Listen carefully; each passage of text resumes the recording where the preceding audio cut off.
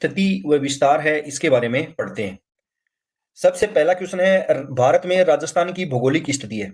भारत के अंदर राजस्थान की भौगोलिक स्थिति है वह कौन सी है, कौन सा ऑप्शन है वह इसके अंदर सही होगा? तो इसमें ऑप्शन नंबर 1 सही होगा, उत्तर पश्चिम। राजस्थान जो है यह भारत के उत्तर पश्चिम में स्थित है। ऑप्शन नंबर इसके अंदर 1 है वह सही होगा। इसके बाद में यदि हम राजस्थान की स्थिति की बात करें, अक्षांश की दृष्टि से राजस्थान की स्थिति देखें तो राजस्थान जो है यह उत्तरी गोलार्ध में स्थित है। राजस्थान जो है यह उत्तरी गोलार्ध के अंदर स्थित है। देशांतरीय स्थिति की यदि हम राजस्थान की बात करें तो राजस्थान जो है वह पूर्वी देशांतर के अंदर स्थित है। पूर्वी देशांतर के अंदर राजस्थान है वह स्थित है। तो विश्व के मानचित्र में राजस्थान है वह कहां पर स्थित है? तो यह है उत्तर पूर्व के अंदर। विश्व के मानचित्र में राजस्थान जो है वह उत्तर पूर्व के अंदर स्थित है। उत्तरी पूर्वी जो गोलार्ध है यहाँ पर राजस्थान है वह स्थित है। भारत के संदर्भ में यदि राजस्थान की बात करें तो राजस्थान जो है वह उत्तर पश्चिम के अंदर स्थित है। यदि हमें एशिया के अंदर राजस्थान की बात करें तो एशिया के अंदर राजस्थान की स्थिति है वह है दक्षिण पश्चिम। एशिया के अंदर राजस्थान जो है वह दक्षिण पश्चिम के अंदर स्थित है। अगला क्वेश्चन है, विश्व में राजस्थान किस गोलार्ध में स्थित है? विश्व के अंदर राजस्थान जो है वह कौन से गोलार्ध के अंदर स्थित है? कौन सा ऑप्शन इसके अंदर सही होगा? तो इसमें ऑप्शन नंबर 2 है वह सही होगा, उत्तरी पूर्वी जो गोलार्ध है यहाँ पर राजस्थान स्थित है। अगला है, राजस्थान राज्य की स्थिति एवं विस्तार के संबंध में सही कथन नहीं है। राजस्थान राज्य की स्थिति व विस्तार के संबंध में कथन दे रखे हैं, इनमें से कौन सा कथन है वह सही नहीं है? पहला है, राज्य का उत्तर दक्षिण एवं पूर्व पश्चिम जो विस्तार है यह क्रमशः 869 किलोमीटर तथा 826 किलोमीटर है। राज्य की आकृति विषम कोण चतुर्भुज के समान है। राज्य की अंतर्राष्ट्रीय एवं अंतर्राज्यीय सीमाओं की लंबाई क्रमशः 1070 किलोमीटर तथा 4850 किलोमीटर है। राज्य का भौगोलिक क्षेत्र भारत के कुल क्षेत्रफल का 10.41% के बराबर है। तो कौन सा ऑप्शन है वह इसके अंदर सही होगा? कौन सा है जो सही नहीं दे रखा है? तो इसके अंदर बात करें तो पहला जो ऑप्शन है ये इसके अंदर असत्य है। 1 नंबर जो ऑप्शन है वह इसके अंदर असत्य है। ये इसमें इसने उल्टा लिख दिया है। उत्तर से दक्षिण जो राजस्थान का विस्तार है उसकी लंबाई है वह होगी 826 किलोमीटर, और पूर्व से पश्चिम में जो राजस्थान का विस्तार है उसकी होगी 869 किलोमीटर। 869 किलोमीटर। तो इसके अंदर पहला जो कथन है वह असत्य है। इसके बाद में यदि हम बात करें तो राजस्थान आकार में है। राजस्थान का जो आकार है वह कैसा है? ऑप्शन दे रखे हैं, त्रिभुजाकार, पतंग या समांतर, असमचतुर्भुजाकार, पंचभुजाकार और षटकोणीय। तो इसमें ऑप्शन नंबर 2 है वह सही होगा। राजस्थान की जो आकृति है यह पतंग या समांतर असमचतुर्भुज के आकार की है। ऑप्शन नंबर 2 है वह सही होगा। राजस्थान की जो आकृति है इसके बारे में बताया था TH हेडले ने। TH हेडले जो हैं इन्होंने राजस्थान की आकृति के बारे में बताया था। राजस्थान की आकृति पतंगाकार, या एग्जाम में आपको रोम्बस भी मिल सकता है, विषम कोणीय चतुर्भुज भी मिल सकता है, या समांतर असम चतुर्भुजाकार भी मिलता है। तो यह है राजस्थान की आकृति है। अगला है, राजस्थान के बारे में कौन सा कथन सत्य है? इसका आधार विषम कोण चतुर्भुज के समान है। इसका उत्तर से दक्षिण विस्तार है वह 869 किलोमीटर है। इसकी स्थलीय सीमा 6920 किलोमीटर है। इसका क्षेत्रफल 3,42,329 किलोमीटर है। तो कौन सा कथन है वह इसके अंदर सत्य दे रखा है? कौन सा ऑप्शन है वह इसके अंदर सही होगा? इसमें ऑप्शन नंबर 1 है वह सही है। राजस्थान का उत्तर से दक्षिण विस्तार है वह 869 नहीं है, यह है 826 किलोमीटर। राजस्थान की स्थलीय सीमा है, इसकी कुल लंबाई है वह कितनी है? वह है 5,920 किलोमीटर। इसमें से अंतर्राष्ट्रीय जो सीमा है वह है 1070 किलोमीटर, जिसको रेड क्लिफ के नाम से जानते हैं, और यह पाकिस्तान के साथ लगती है। अंतर्राज्यीय सीमा की यदि हम बात करें तो अंतर्राज्यीय सीमा है, इसकी लंबाई है 4850 किलोमीटर, जो 5 राज्य के साथ राजस्थान है वह बनाता है। राजस्थान का क्षेत्रफल है वह 3,42,239 वर्ग किलोमीटर है, और भारत के अंदर जो स्थान है वह पहला स्थान है। क्षेत्रफल की दृष्टि से राजस्थान जो है यह भारत का सबसे बड़ा राज्य है। भारत के क्षेत्रफल में यदि बात करें तो भारत के क्षेत्रफल का 10.41% है वह राजस्थान का क्षेत्रफल है। यदि मील में आपसे पूछे तो 132 से 140 वर्ग मील, 132 से 140 वर्ग मील है वह राजस्थान का क्षेत्रफल है। तो ये सभी फैक्ट आप याद रखना। इसमें पहला जो कथन है यह सत्य है कि इसका आधार विषम कोण चतुर्भुज के समान है। सर्वाधिक वर्तमान में बैराट की पहाड़ियां कोटपूतली बहरोड के अंदर स्थित है। अगला है राजस्थान में सर्वाधिक विस्तृत जलग्रहण क्षेत्र वाली नदी है। राजस्थान के अंदर सर्वाधिक विस्तृत जलग्रहण क्षेत्र वाली नदी है वह कौन सी है? कौन सा ऑप्शन इसमें सही होगा? तो ये है बनास। बनास नदी है। बनास के बाद में कौन सा होगा? लूणी। लूणी के बाद में होगा चंबल और चंबल के बाद में होगा माही। अगला है कोठ्यारी नदी का उद्गम स्रोत है। कोठ्यारी नदी जो है इसका उद्गम है वह कहां से होता है? तो ये होता है दिवेर की पहाड़ियों से। ऑप्शन नंबर 2 सही होगा। दिवेर की पहाड़ी राजसमंद जो है यहां से ये नदी है वह निकलती है। राजसमंद में बहती है ये, भीलवाड़ा के अंदर यह बहती है और भीलवाड़ा के अंदर ये मंडलगढ़ भीलवाड़ा जो है यहाँ पर ये बनास नदी है इसके अंदर जाकर मिल जाती है। कोठ्यारी नदी है, इस पर मेजा बांध स्थित है। कहां पर है? ये भीलवाड़ा के अंदर है। ये क्वेश्चन भी कई बार एग्जाम के अंदर पूछा जाता है। नदी जिसका अपवाह क्षेत्र सर्वाधिक है, जवाई, साबरमती, सुकड़ी या खारी, बनास। तो कौन सा ऑप्शन सही होगा इसमें? बनास। गंभीरी नदी सहायक नदी है। गंभीरी जो नदी है वह किसकी सहायक नदी है? कौन सा ऑप्शन है वह सही होगा?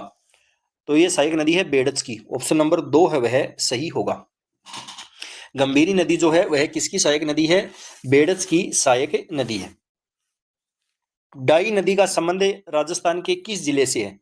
डाई नदी जो है इसका संबंध है वह राजस्थान के किस जिले से है? कौन सा ऑप्शन इसमें सही होगा? उदयपुर, कोटा, अजमेर और दौसा। तो इसके अंदर ऑप्शन नंबर 3 है वह सही होगा, अजमेर। ऑप्शन नंबर 3 है वह सही होगा, अजमेर। अजमेर के अंदर ये किशनगढ़ की जो पहाड़ियां हैं यहां से ये नदी है वह निकलती है और राजमहल टोंक में यह बनास में मिल जाती है। तो अजमेर और टोंक के अंदर वह नदी है, डाई नदी जो है वह बहती है। टोंक शहर किस नदी के किनारे बसा है? टोंक शहर जो है वह किस नदी के किनारे बसा हुआ है? तो यह है बनास नदी के किनारे। ऑप्शन नंबर 4 इसमें सही होगा। अगला है कौन सी नदी जयपुर जिले के विराटनगर में बैराट की पहाड़ियों से निकलकर यमुना में मिल जाती है? कौन सा ऑप्शन है वह इसके अंदर सही होगा? तो इसमें ऑप्शन नंबर 1 सही होगा, बाणगंगा नदी। बाणगंगा नदी जो है यह बैराट की पहाड़ियों से निकलती है और उसके बाद में यह नदी है वह किसके अंदर मिल जाती है? यमुना के अंदर यह नदी है वह मिल जाती है। बाणगंगा नदी जो है यह राजस्थान के अंदर कहां कहां पर बहती है? तो कोटपूतली, बहरोड, कोटपूतली, बहरोड जो है यहां से ये नदी है वह निकलती है। जयपुर, दौसा और भरतपुर। जयपुर, दौसा और भरतपुर यहां पर ये नदी है वह बहती है। इस नदी के यदि उपनामों की बात करें तो इसको अर्जुन की गंगा कहा जाता है। अर्जुन की गंगा है वह इसको कहते हैं। ताला नदी के नाम से भी इसको जाना जाता है और रुंडित नदी भी इसको कहा जाता है।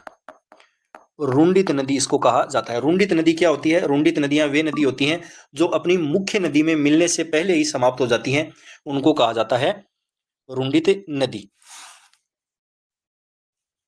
अगला है राजस्थान के रिक्त स्थान जिले में बाणगंगा नदी बेसिन का सर्वाधिक प्रतिशत भाग स्थित है। कौन से में है? तो सर्वाधिक भाग प्रतिशत है वह भरतपुर के अंदर है। ऑप्शन नंबर 1 है वह सही होगा।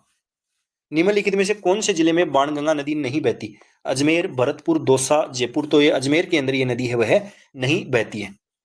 राजस्थान की निम्नलिखित में से कौन सी नदी यमुना में मिलती है? कौन सी नदी है वह यमुना के अंदर मिलती है? कौन सा ऑप्शन इसमें सही होगा? तो यह है बाणगंगा नदी। ऑप्शन नंबर 3 इसके अंदर सही होगा। अगला है राजस्थान की किस नदी को रुंडित नदी, अर्जुन की गंगा कहा जाता है? तो रुंडित नदी, अर्जुन की गंगा कौन सी है? बाणगंगा नदी। निम्नलिखित में से कौन सा युग्म में सही सुमेलित नहीं है? अलवर के अंदर साबी और रूपारेल, उदयपुर में बनास बेड़च, करौली के अंदर जग्गर और गंभीरी और डूंगरपुर में बाणगंगा और मोरेल। ऑप्शन नंबर 4 इसमें असत्य है। डूंगरपुर के अंदर ये बाणगंगा नदी है वह नहीं बहती है। अंतः अपवा तंत्र की कौन सी नदी सम्मिलित नहीं है? जो अंतः अपवा तंत्र या आंतरिक अपवा तंत्र है इसके अंदर कौन सी नदी है वह शामिल नहीं है? सुकई, कांकनी, कांतली और साबी। कौन सा ऑप्शन है वह इसके अंदर सही होगा? तो ये सुकई जो है वह इसके अंदर शामिल नहीं है। कौन सी नदी यमुना की सहायक नदी नहीं है? इसमें से कौन सी नदी है वह यमुना की सहायक नहीं है? बाणगंगा, बेड़च, बनास, कांतली। तो ऑप्शन नंबर 4 से होगा। कांतली जो है यह एक आंतरिक अपवा तंत्र का भाग है। बाणगंगा नदी यमुना की सहायक है, बेड़च है ये बनास की सहायक है, बनास चंबल की और चंबल यमुना की। अगला है रूपारेल नदी का उद्गम होता है। रूपारेल नदी जो है इसका उद्गम है वह कहां से होता है? कौन सा ऑप्शन इसके अंदर सही होगा? ऑप्शन नंबर 4 सही होगा। उदयनाथ की पहाड़ी जो है अलवर, यहाँ से ये नदी है वह निकलती है और कहाँ कहाँ पर बहती है? अलवर के अंदर ये नदी बहती है। अलवर, डिग और भरतपुर जो है यहाँ पर ये नदी है वह बहती है। अलवर, डिग और भरतपुर जो है यहाँ पर ये नदी बहती है। इस नदी के उपनामों की यदि हम बात करें तो इसको लसवारी नदी कहा जाता है, वराह नदी इसको कहा जाता है। लसवारी और वरा नदी है वह इसको कहा जाता है। इसके बाद में यदि बात करें तो इस पर बांध है वह कौन सा बना हुआ है? तो ये बना हुआ है सीकरी बांध।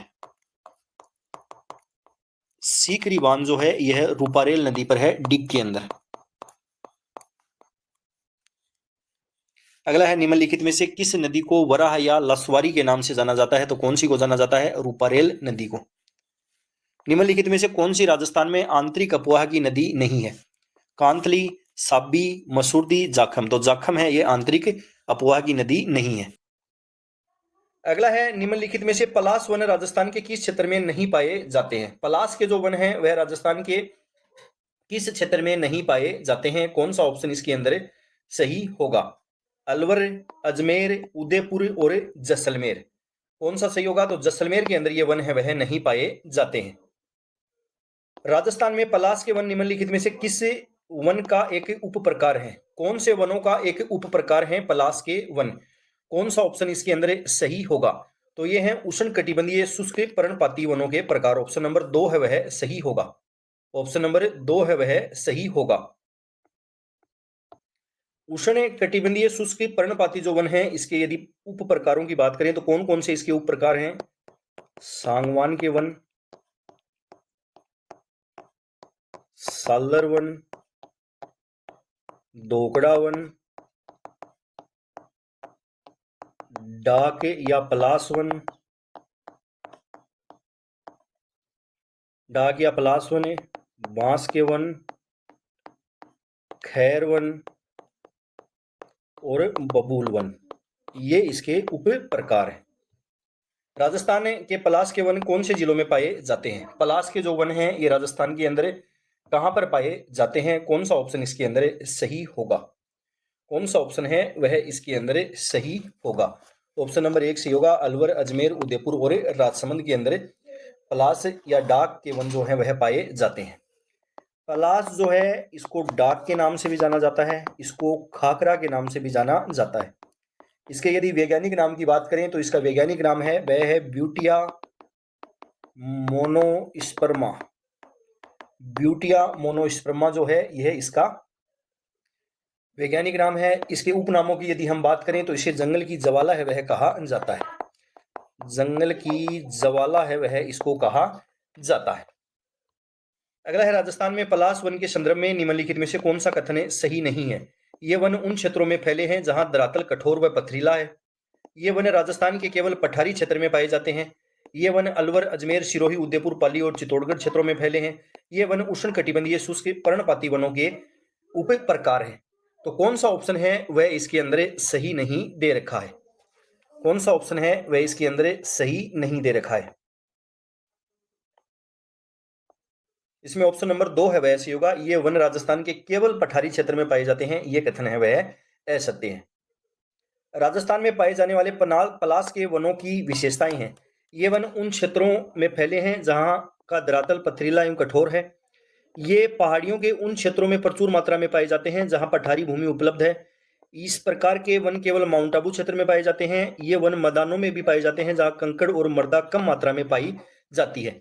कौन सा ऑप्शन इसके अंदर सही होगा? तो इसमें ऑप्शन नंबर 4 सही होगा, ए, बी और डी। इस प्रकार के वन केवल माउंट आबू में पाए जाते हैं, ये कथन असत्य है।